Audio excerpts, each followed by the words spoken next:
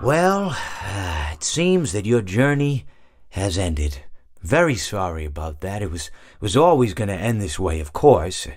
If it weren't by me, it would have just been by some other, terrible thing. Just, you could not imagine how terrible it would be. Just, I get scared thinking about it. I'm glad it's not me.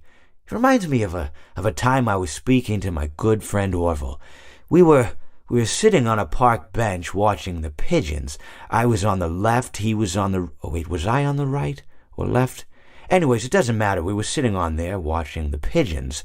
And I said to Orville, "Friend, those birds are frozen."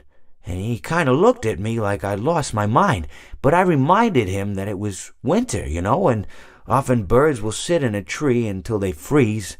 And then they sort of fall to the ground until the sun warms up and they can, move around again. So I said to Orville, "You might as well save those breadcrumbs until the birds thaw, because they can't very well enjoy them in the condition they're in."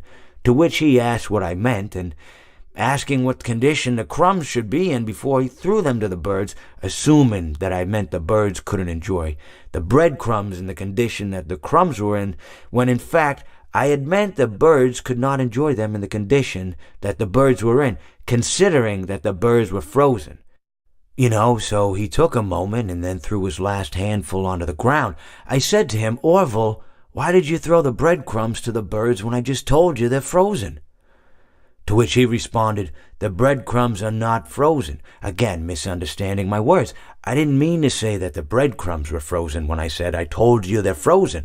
I'd been referring to the birds.